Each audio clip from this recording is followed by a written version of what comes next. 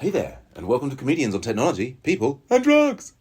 I'm your host, as always, Sam Joseph, and today we're very lucky to have comedian Maggie S with us. Hey Maggie, it's really great to have you on the show. Oh, thank you for having me.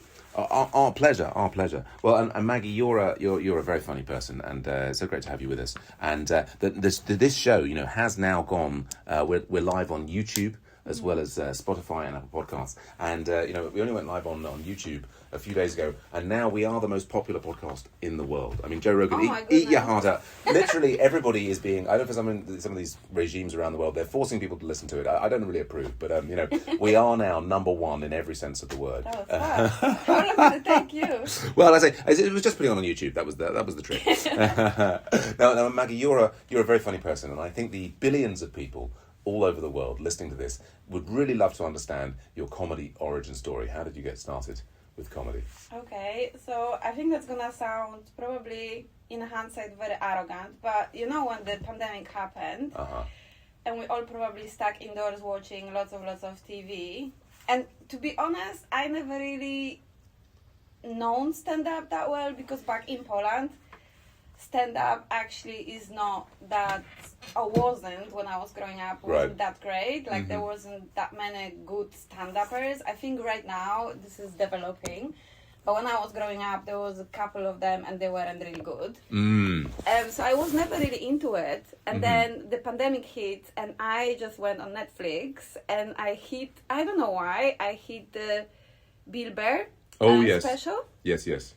And when I was watching this, I was thinking to myself, I can do this.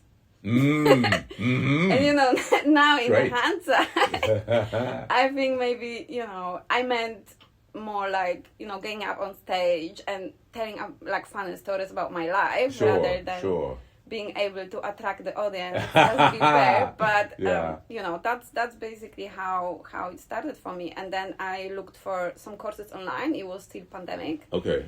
So I did course with Hopla in London online, which was so much fun. Wonderful. And I remember when I was doing, because the rule is to prepare 2-minute stand-up every class. Okay. So the first time I was talking, I was bright red on my face, and I literally didn't know what kind of word is going to come out next from my face. I think the first challenge for me was to get hold of my nerves, but it was really, enjoying the experience. I highly recommend their courses of stand-up. Really big fan. And then I did another course, and then I did the same course which Phil raised it. Yes. With the ultra comedy, and even I was doing those courses when people would ask me, when you actually gonna go on the stage, I was like, I don't know, one day maybe. So I'm grateful for ultra, because ultra pushed me on the stage. Okay. So that was kind of because there is so many people doing it. So you have that like strong community of everyone not knowing what the hell they're doing. So it's really encouraging. And if I would have to go and book open mic by myself, I probably would never do it. Right. So it was a really nice experience. Terrifying, but my God, I felt so happy after. I was like on the clouds. And then I didn't do any stand-up for like 6 months. Okay. Yeah, I was still like so overwhelmed, and I was processing emotionally all of that. Right. Oh, well, a wonderful story. Combining elements of, we've spoken to lots of different comedians, and many of them have done courses. Others have not done courses. Some people have gone straight into an open mic, which is like, I wouldn't, I would find it extremely difficult to have done. But I think possibly you may be the first person we've spoken to who did multiple courses. But so the Hoopla one, I mean, by the way, Bill Burr, isn't he amazing? That's, what a wonderful introduction to stand up. So you started with the Hoopla online course, and you were preparing 2 minutes of stand up every day, which is a great practice. But then every week. My apologies, every week, or for each class. Yeah. And but so did doing the Hoopla one, I guess, did that lead to kind of like an online showcase where you did a longer set at the? No, okay, no, it was just it was more film. I mean, I think we did have like a 5-minute showcase probably online, but there wasn't audience. There wasn't. There was only us. There was only group. It was probably very good for like someone who was starting because it was very small and intimate, and Yes. you know, you can really feel like, especially if you have confidence issue, which I thought always was my biggest issue. I think it was really nice like to get that like supportive small group and to help you get out there and start telling jokes. Absolutely. No, I mean, and actually, you know, I mean, I sort of 5 years ago, you know, my latest comedy adventure started with a course, and I think that's what I was expecting. I was expecting it to be, we'll learn about it, you know, and then we'll like, maybe there'll be a group of us at the end. And I remember getting the email where they suggest you're accepted onto the course, and there will be a showcase with a live audience at the end, and I was like, oh no! But so you get to do that one, and then so the ultra comedy, that then was you had your first time on stage, that led to a showcase that had some number of people. Yeah, around 300 people. Right, yeah, which is amazing. It was amazing. such a wave to ride on. It was crazy. Yeah, and you've already. I often have to prompt our guests for how they were feeling, but you already said in the run up to it you were kind of terrified, but then it went quite well and you enjoyed the experience. And I think I got really surprised because I always thought stand-up, or, you know, not always, but since the Bill Burr, I always thought it's kind of like a one-way. It's like a performer, it's like an actor, you know what I mean? Yeah. Like that you perform and the audience is just there to listen, but it's not. Stand-up is not. It's such an energy passing from the audience to the performer and back. Is actually that what really surprised me. Yes, absolutely, and I mean I think all live performances have that to a degree. You know, because I mean I used to do theatre back in the day in Edinburgh, and like I mean I noticed then that, you know, even though you'd be saying the same lines on stage for the play, depending upon how the audience would react, it would affect the mood. Yeah. Like if people are like and like oh and so on, then you're kind of like more excited to get. It helps I think the actor get into the emotions. But that is intensified, I think, with stand-up. Yeah, for sure. Yeah. Is it the reaction is immediate, right? Yes. It's like real-time feedback. Yes, absolutely. Which is, of course, completely different from as enjoyable as it is to watch a very, very polished Netflix special. Yeah. There is something missing because however many times you watch that, you're not going to affect through the sounds you make, you know, what the performer is doing. Yeah, and you were. I mean, can you describe in any more detail the experience afterwards? Was it just sort of like blissed out? Like how did you feel? You know, as you. I felt on the cloud nine. Yeah. Because also kind of it went well. Yes. For the most part, I mean the kind of run up to the last gig was quite like terrifying for me because I think we met like a week previous or a few days before the gig, and I said my set in front of my fellow students, and there wasn't good reaction. Oh really? Okay. And I was like, oh shit, like I think I have to rewrite my set, like, so I basically sorry, I've got something in my throat, but I basically went home. And what I did is, this is how I really get close with meditation, because I had to do few meditations just to get to the level of my brain starting to work. Oh, yes. Because I was so overwhelmed, I was so scared, I was thinking of dropping out everything altogether. Right. So I did few meditations, and once I was a bit more understanding what's going on around me, I kind of rewrote, I think I added other beat to my old set, and I changed it. Okay. So basically when I went to say it on stage, that was the first time I said the set. Oh really? Oh wow.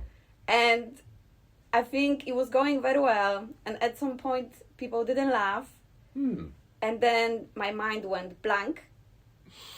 I forgot my lines. I had my lines in my pocket, but the audience was so nice. It was so encouraging. So I finished on a high note, even though I had this hiccup. But yeah, it was. I think I also had a little trauma from the past, because I literally remember being in a nursery. Oh yes. And I think there was a TV, and I forgot what I was supposed to say. Okay. And then I remembered that shame.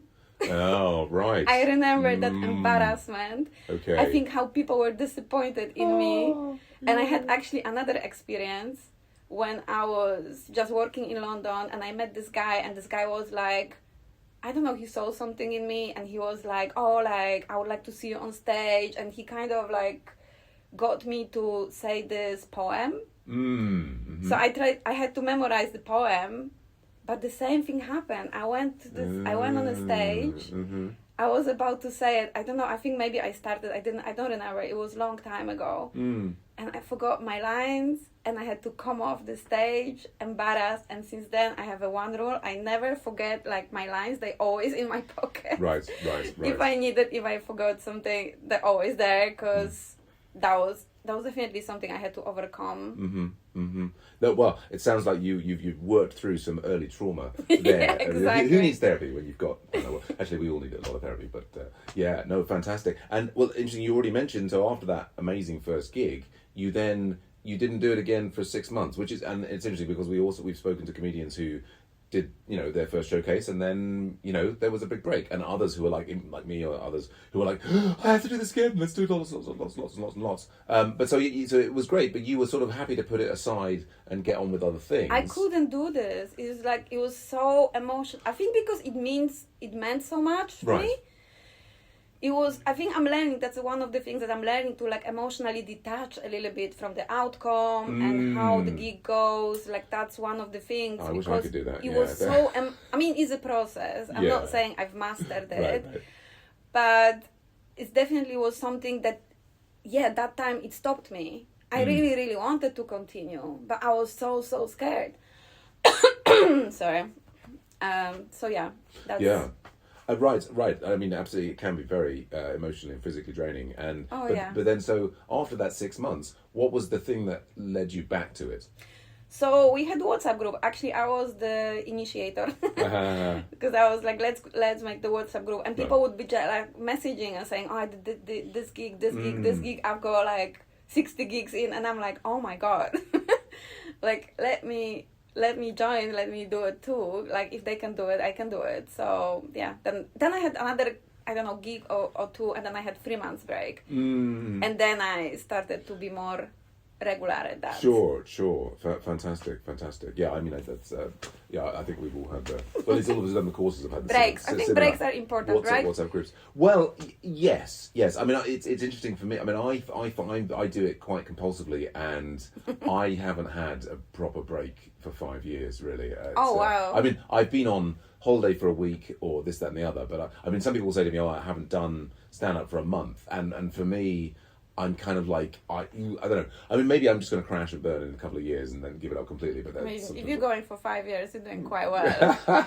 So I think for me also was like understanding what I can do, how that costs me emotionally, was because I've seen other people burn out pretty quickly, doing very, very well, doing lots of gigs right from beginning, doing competitions, this and that, and then just burning out and not doing this again. And I was like, I don't want to be that person, so I'm just gonna let me just pace myself to what I'm comfortable with.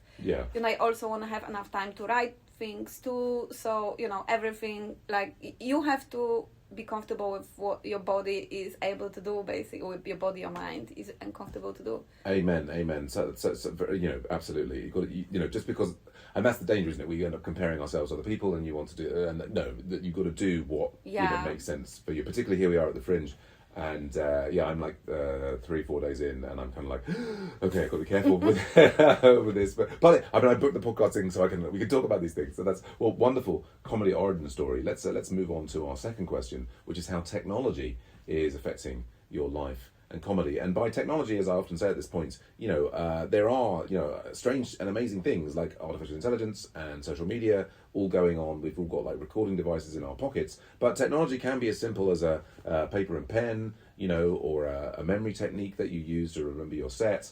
So I'm interested in absolutely any kind of technique or development that's affected one, how you live your life, but two, most interestingly, how you develop your comedy. And of course I'm really interested in your comedy development process. So and I don't feel that you have to answer everything. I'm sort of laying out a smorgasbord of different elements, and you can answer where you see most interest to you. Yeah, so I think there are lots of tools, right, which can help with the comedy. Like, I think when I did one of my courses, there was this idea of the exercise that you can turn on like your voice recorder. Yes. And you can speak how you hate something Uh-huh. over and over and over again, and you will kind of like the things that I think you had to focus on one particular thing, but if you keep repeating this, I don't know, I think my one was I hate my fringe. So if you keep repeating this, I hate my fringe, I hate my fringe, I hate my fringe, and then stuff come out. Then you kind of like, I don't know how that works, but kind of like your conscious start to dig deep in like all the times that you hated your fringe and for what reason. And so that was quite helpful tool, I think, sometimes for writing. Great tip, thank you. Yeah. I record on my sets, or I try to record on my sets, try to watch them back, which also is sometimes emotionally uncomfortable, especially if it didn't go particularly well. And I also use the social media, and I have a YouTube channel. I have the not quite as famous as yours, but not all I'm sure soon you'll be. We all cannot be there. Now that you come on this podcast, you'll be. It's like, there you go. Maggie, remember us when we were. Skyrockets, yeah. So I try to post on like Instagram or YouTube, but I usually post things which are like, because I heard about this thing called like burning your material. So I'm trying not to post my usual stuff. So I'm just if I have like off the cuff joke or like something happens unexpected, then I would usually post that rather than my like usual stand up set. Yeah. I mean, we've talked about that on the show before. It's sort of received wisdom. It seems to be that you shouldn't put your best stuff up. Although that feels like that's great advice for a TV comic from the 90s, right? Where if everybody heard the joke, then maybe it wouldn't get such a big reaction in a club. Although I think at the level that many of us are at, I guess it depends on how many views you're getting on your, how big you are. It's I'm confused. I don't know. I'm just on the cusp of putting, I'm thinking about putting some of the jokes from my show up as kind of like lost leaders to try and, kind of lure people in. Yeah. I guess we all kind of learning and trying different things, and Indeed. Well, while the target is, I think moving. Like the sort of the whole social media world is evolving as we speak, and so I don't know that anybody's got a sort of special secret recipe that works every time. Yeah. But it sounds like you're embracing technology. It sounds like you're kind of relatively on top of it. I guess you feel relatively positive about the technology and how it's affecting your life and comedy. Hard to say. I don't know. I never thought about it that way. I guess you have to use it if just for like sharing on the social media, like for watching it back. But I think I'm doing just basics. I don't think I'm like you say I'm embracing. Like I feel like I'm not very comfortable with technology. I find it very complicated. Computers never really do what I'm asked them to do. I have a problem with my Google Photos. Like what do you do with that? Like, do you pay for it? Right, running out of space. Running out of space is the most common issue I deal with on a regular basis. So yeah, it's necessary evil for me. I do like posting on YouTube. It's quite nice, like immediate gratification. Yeah. If you post something and you get lots of views and you get like very excited about this, it's quite different to like what you get performing on stage. Yes. Well, I think that's a really interesting point. And there is this, I tend to post things on Instagram, and I am definitely, as I think many people are, quite addicted to looking to see how many likes. Yeah, I know, that's so bad. And it's insidious, because then you're kind of like, you end up kind of scrolling on other things. I think there's a news story just out in the last couple of days about Meta's strategy, which is they now have all of this AI working on looking at making it, more personalized, more sticky, more. So there's this kind of like, it's like there's this beast sort of trying to drag us into this hole, isn't there? I have very mixed feelings about it. It's I've got I'm quite interested in how many young people hate AI, because I don't know if I'm just being dumb. I might not see the dangers so well. I've met so many people who are straight against AI. Yes. And I want to hear more about this, because what are you specifically? Right. I mean, I get it. It's not amazing. There is, I use ChatGPT sometimes to help me sort through my thoughts or whatever. But what are they so afraid about? And I wonder if this is something like conspiracy theory, or is that a real danger? I mean, we've seen Terminator, I guess. That's what we are ultimately afraid of. But yeah, there is people have strong feelings. But they do. Well, and actually, so particularly the last couple of days, so we were speaking to Esther on 2 days ago, and she got made redundant after she's a journalist, and effectively her job went to AI. Oh shit! So I think I think there definitely are.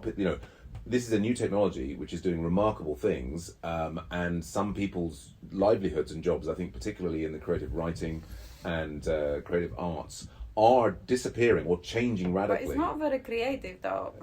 Well, indeed so. And I think that's absolutely right. And I think we still have the humans can do better than AI. But I think for a company, for example, that needs just a load of logos, or they just need it's kind of good enough for many corporate things. Yeah. And so we haven't got AI here at the Fringe competing with the top artists. But I think a lot of people who are their jobs involved that, I say, creative element, there's an extent to which that's being, knocked aside by AI or changed radically. So people obviously have strong feelings there. And then I think there is so I work in programming, actually, AI engineering. The programming world has changed completely. It's, last 2 years, really, it's switched over from programming code to telling AIs what to create.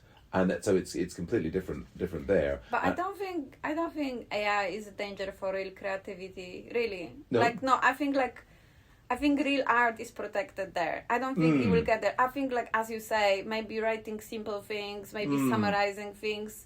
Although it makes mistakes with facts too. Of course. I mean, yeah. I don't really know in which area you can rely 100% on. I think maybe just make you feel better and say oh yeah. Well, have a sit down and have a cup of tea. It will never disappoint you with that, because it's designed to please you, right? Well, this is the thing. We had Louisa Wolke on the podcast, and she was working in her day job in AI regulation, and she brought up this thing. The way that they train the AI is not, they're looking partly for correctness, but it's reinforced by humans. I mean, they are trying to, and I think it has got better in terms of correctness, but really, a bit like the social media, there's a lot more in common between the sort of the shibboleths of the AI and the social media, in that they're training it, right, to be attractive to humans, right? They want us with eyeballs on hooked, it, to be hooked to it, so there's advertising opportunities. And the AI itself is trained to be an engaging conversation partner to make you want to use it more. So I think that the danger to creativity is not so much that maybe in 10, 20, who knows if it gets that much better at doing things. The danger is, as a creative person,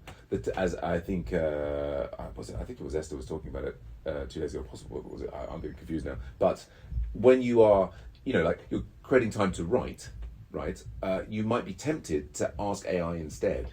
And it's so easy, in the same way that it's so easy to scroll on the phone for the social media, it's so easy to access the AI chat, that you end up not doing the work, to working the mental muscle. And that, I think, happens with programmers as well at the moment, is that we're now just, because we're always asking the AI to write the programs for us, we're kind of losing some of the muscles that we need to help us understand things. So I think every job that involves creativity, as this AI gets slowly better and better, it's like a crutch, and then maybe we're all weaker and less creative as a result. I'm not saying that's going to happen. I'm saying that's the danger, independently of any conspiracy. I mean, I I don't really see it that way. I don't feel like, again, I don't feel real art is in danger. I think, there are other jobs. And I think, there are lots of, like, in the world, I don't know if you notice this too. I wonder if I'm the only one, because I actually didn't speak about this to anyone. I feel there is a shift happening right now. Oh, yeah. Because it's like lots of corporate jobs, people leaving corporate jobs, they're going to do their own thing, they're going to do the art things, whatever, starting their own business. I think those are in danger. Right. Like, I think people start to see that the corporate world doesn't give them the satisfaction, happiness, the good life they were expecting. There is lots of people now, especially like younger generations too, like my nephew and my niece, they didn't do like the final exams in high school even. Oh, really? Yeah, it's like, I'm a bit like, if I would, study, I would just do it just for the sake of it. Right. But like, I think people are starting to realize that this is not it, because there was so many redundancies. Right. Like, I mean, I think they're still happening. Yes, I was made redundant like 2 or 3 times in my roles. And it just keeps happening. And I think people just realizing it's not it. This is not the guaranteed good life that we once thought it is.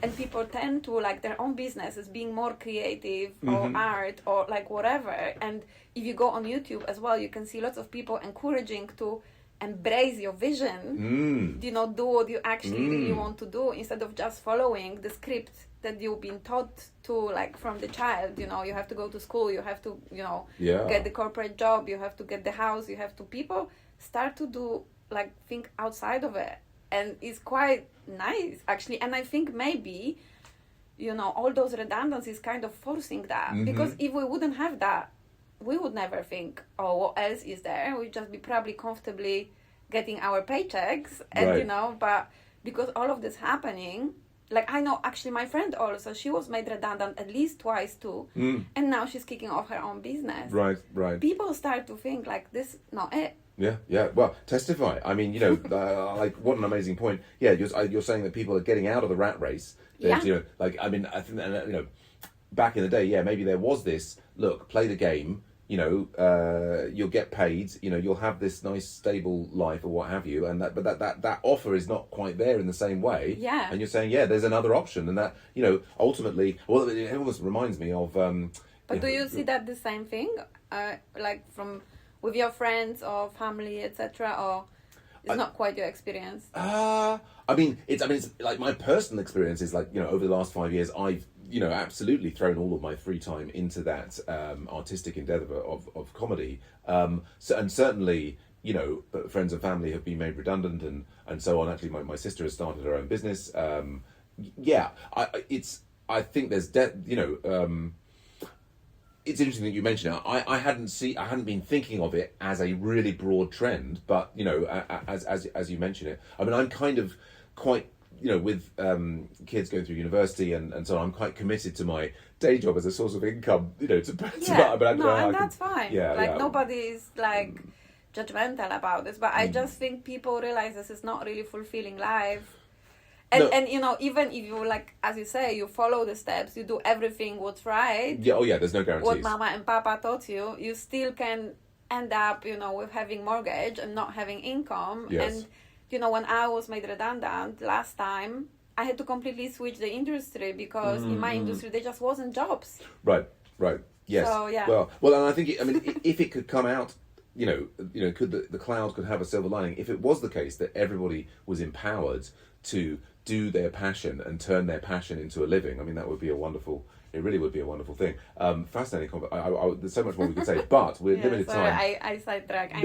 Not at all. I knew I'm going to be doing it. No, please do. I mean, sidetrack into incredibly articulate, wonderful points about the nature of the world. Go for it, absolutely. But the next question is just about the people that have had the biggest impact on your life and comedy, and that could be friends and family. You already mentioned Bill Burr as a there could be famous comedians or people just on the circuit. Is there anybody that you'd like to shout out for how they've changed the course of your life or your comedy? That's Bill Burr definitely out there. Thank you, Bill. If you ever hear this, obviously this is the most famous podcast I might do.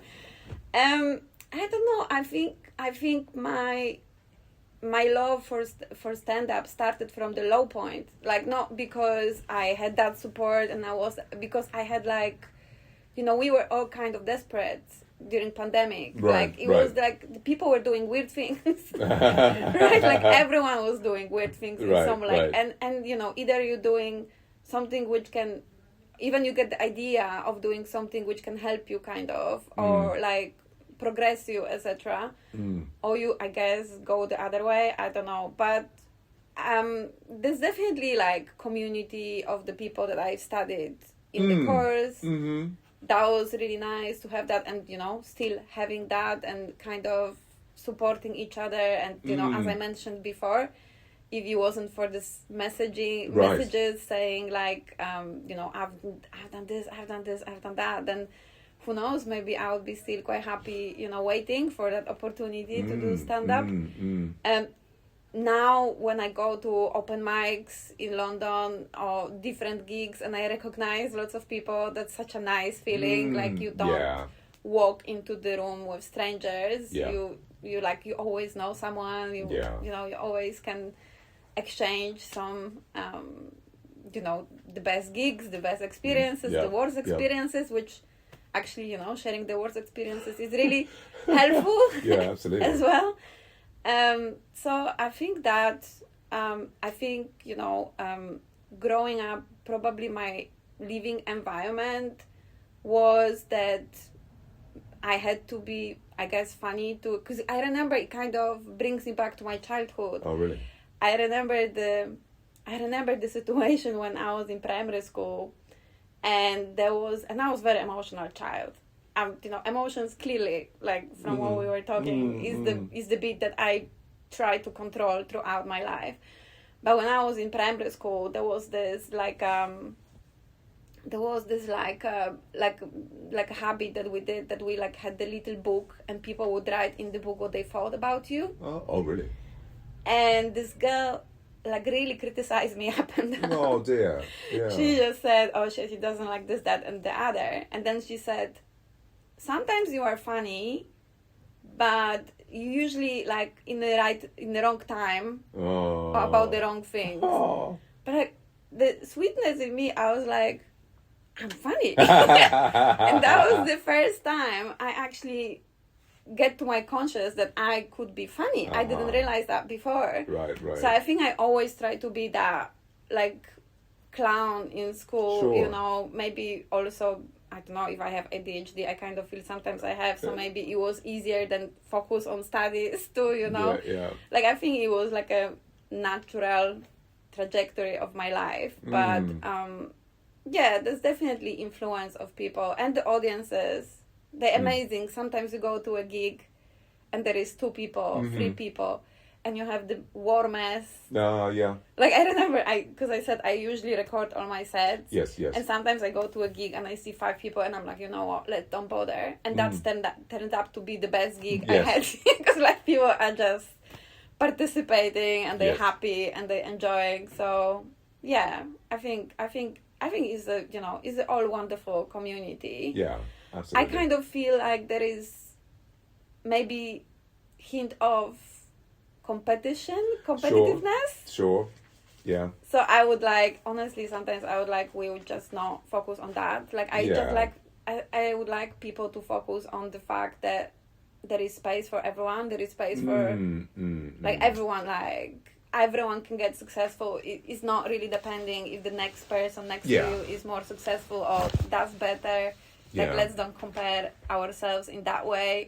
Obviously, if that motivates you, if it's healthy competition, then yes. Yeah.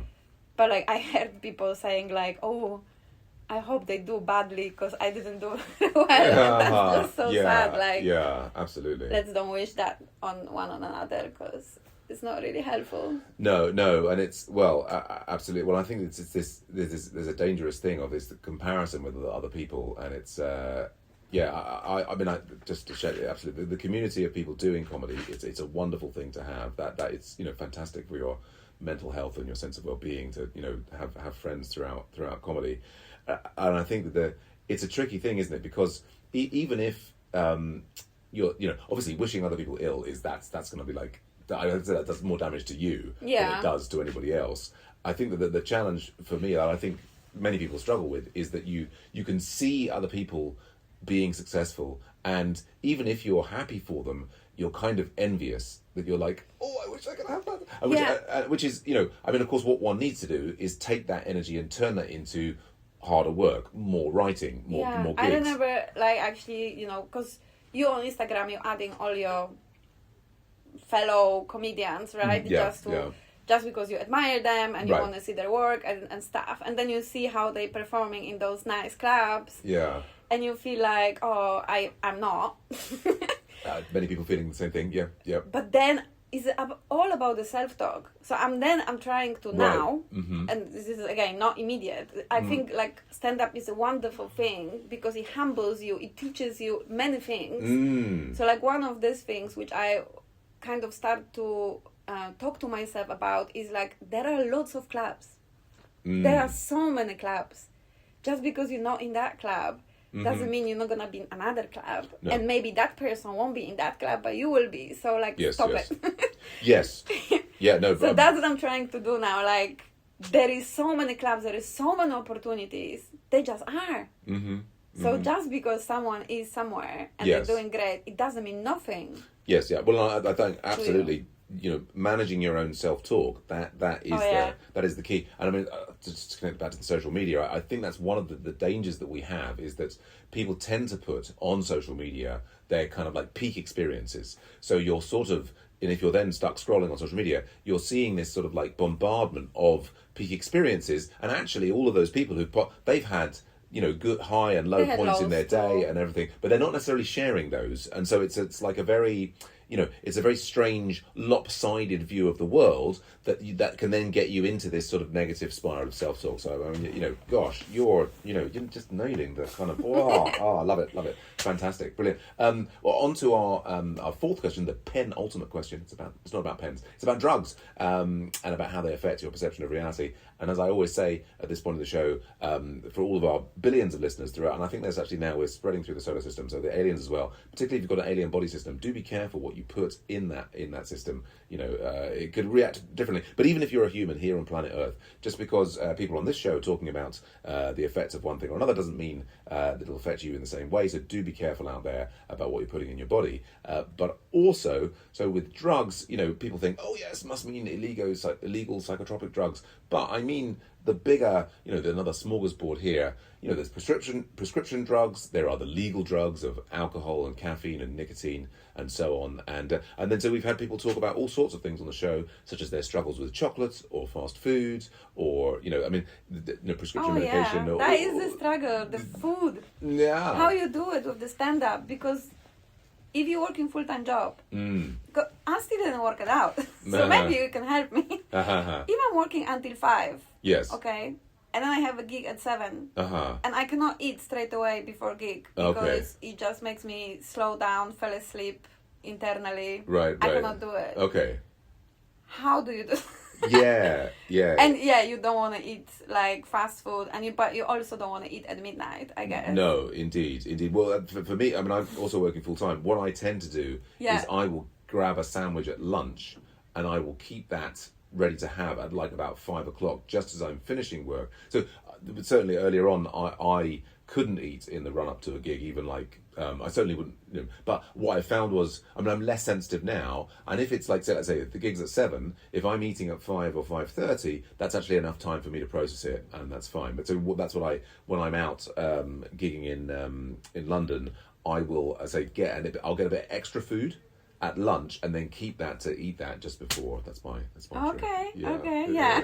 Maybe I still need to work that one out. Yeah. Struggle. It's tricky, but yeah. So I mean, so broad tent, and only what you're comfortable sharing with us. But are there substances that affect your perception of reality? Are there struggles? Are there highs? Are some particular kinds of substances enabling you? How do you manage the flow of different things into your body and how you see the world? I mean, I never was a huge drinker. I used to party often during weekends, but just because I think stand-up is came quite late in my life. I used to smoke as well. I used to smoke maybe, I don't know, 10 cigarettes a day. Some kind of, then I started vaping. Then I went to zero nicotine vaping, and then finally, I think last year I kicked it. Congratulations! Entirely. Brilliant. Yeah, it feels really good. Oh, wonderful. But so I think it all kind of was before my stand-up life, so it didn't really affect my stand-up life so much. I think sometimes when you go out and you wanna, like, I also don't feel comfortable like drinking before I perform. No, because sure. I think I'm affected quite like easily, especially if it's like my stomach is empty or something, and I don't want to again have forgetting my lines. Something happened like that. Yes. So I tend to try not to drink before set. However, if I go first or if I go somewhere at the beginning in the first half, I would have a drink and then enjoy, sing, and just kind of make it as a night out. I think I heard that like actually in our ultra, and I don't know if Bill Burr actually wasn't talking about this, like it's so dangerous to connect alcohol with stand-up. Yeah. Because if you're using this as a like, I think definitely like Sarah from the ultra talked to us about this, that if you're using alcohol like help you relax before you stand up, that can be slippery slope. Yes, very much so. Yeah, I think that we were talking about the same thing. So I have it very much in my mind. Drugs, I never was really big into drugs. I had some marijuana sometimes, but that's also like I didn't always have good experiences. So I also stopped doing that too. Yeah, no worries. And so I'm not big. I'm probably the biggest I am on is caffeine still. Oh, okay, yeah. So, well, and we talked before about people's different struggles with caffeine. I mean, I gave up caffeinated coffee for the last 4 years as part of a bit of a health kick, which was. But yes, so then, in terms of like a substance that you might need to get through the day, is caffeine is perhaps the main thing. And probably, yeah. Yeah, what does that look like? Are you drinking sort of espresso in the morning, or what are you having? I have a French press. Okay. So I have a French press at home and at work. Okay. Go get your fix. So I go work with the freshly made cup of coffee, and then as soon as I get to work, I make coffee as well. Okay. So 2 cups of coffee in the morning, like. Maybe one, maybe two in the morning, maybe 2 in the late morning. Okay. But I know it's quite dangerous because sometimes you feel you are sleepy. Yeah. And then you want to have more coffee, and then your body starts shaking. Yeah. And you start to have reaction. So yeah, I know that's probably not the best way to. What I'm trying to do now, which is very helpful for me as well, is to.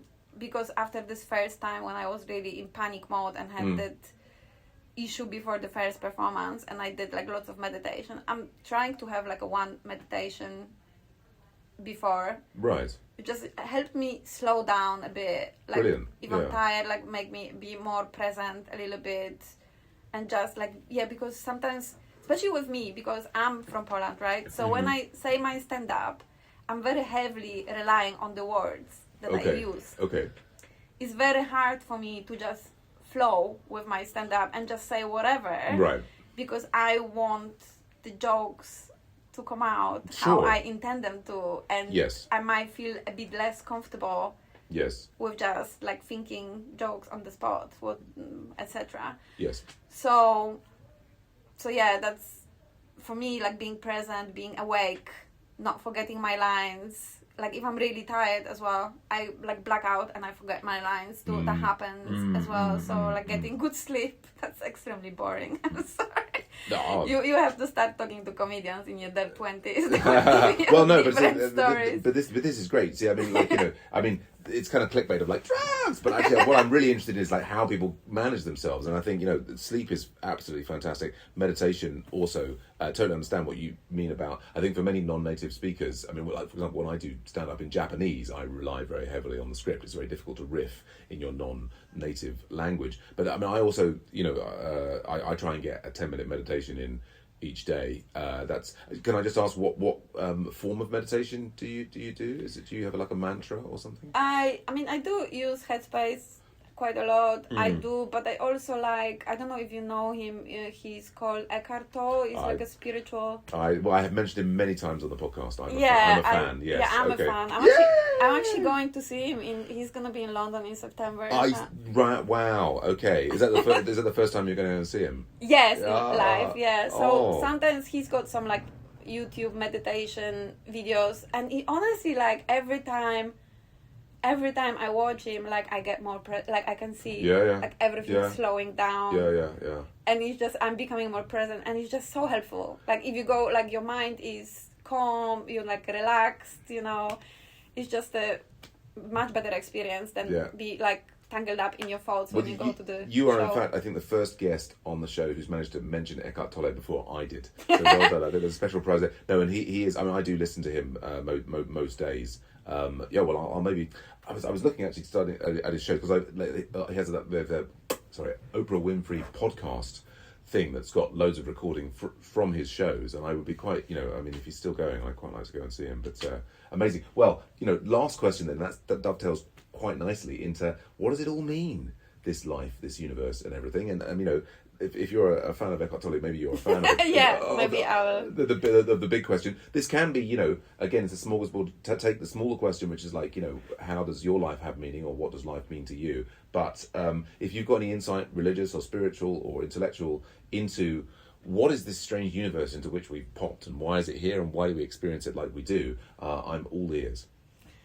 I mean, I think we're all figuring it out, right? Like, that's what the life is for, a little bit, like, understand why we're here. I think, as, you know, Eckhart Tolle says, that when you are in the deepest, darkest time of your life, that's when you start to see outside of, like, 3D, right? Mm-hmm. But I think for me personally, it's like you have two choices, because we all have, like, traumas from childhood. We all have, like, bad experiences. We probably, you know, were born quite happy children, you know, and then we experience what we experience, and like either you work through those or try to work through those, you know. Obviously you're not perfect. I'm not gonna say I walk through everything, but like every day you learn what else maybe you want to work through, and you kind of become happier, more peaceful within yourself, or you kind of succumb to these traumas, to this, like, and, you know, maybe try to fight it with addictions, etc. And, you know, I think stand-up was also wonderful, like, very, very healing for me. Really? Like, all I write about is my very, very deep experiences. Nothing of it is dad jokes, light jokes. Everything is, like, super, super personal. So it's not for everyone. But when people like it, people love it. Brilliant. Because they relate, you know, maybe to what I experience. So I think that's maybe at the moment, that's what I'm thinking. But I think it might change. Sure. You know, in a couple of years, you ask me the same question, and I might have completely different answer, because we're living, we're developing, we're learning. We're a process, not the finished article. Exactly. Yeah. Oh, amazing. It's that seems to be, to me, the sensible position. I mean, you know, I'm intrigued by people who feel, you know, surety that things are a certain way. We've had, you know, a few comedians on the podcast who are quite religious, you know, maybe only one or two. I mean, they're in the, I'd say, for comedians, relatively in the minority. And, you know, Callum McIver was on. He's certain that Jesus is his saviour, and he's really, you know, I mean, he's in a good place for him. So well on Callum. Yeah. Hope to see you again soon, mate. But yeah, I'm sort of, my experience of the world, it doesn't feel like there are any certainties particularly. I mean, I was with the Eckhart Tolle, I think what's really interesting about what he says is this idea of, you know, in like that the universe is sort of this one consciousness. You listen to him talk about that, which is just, it's an intriguing idea, because I mean I come from sort of a bit of a scientific background. It's a very materialist world, and the you know, this table is a dead object and what have you, where and that sort of logical positivism of the science world says, you know, there is matter, and then increasingly sophisticated matter, and then with the sort of pinnacle of human, complexity. Now out of that comes consciousness. And you can say, okay, fair enough. And lots of science things like, phones and computers work. So you're like, okay. But actually, based on our day-to-day experience, there's the other sort of approach, which is reflected in Buddhism and with Eckhart Tolle, that says things are consciousness first. Like, actually, there's no way to prove that the universe isn't consciousness first, right? Because for each and every one of us, our experience is of that consciousness. And then, depending upon what you're focusing on, different physical things, matter, comes into being. And I think it's odd for me, because there's I can't see any signs. Well, it's a bit like the Big Bang, right? They need one miracle, and then everything, you just got to accept that one miracle. I never think the science and spirituality exclude themselves. No. I don't think they mutually exclusive. No, agreed. I think maybe if you're heavily religious and you think about this is the only way, then maybe. Yeah, but I don't think in my eyes they don't because I think I was talking to some people about spirituality, and they were getting really upset. I get it, because I'm trying to make you doubt your science, how the life is structured, how world works. Right.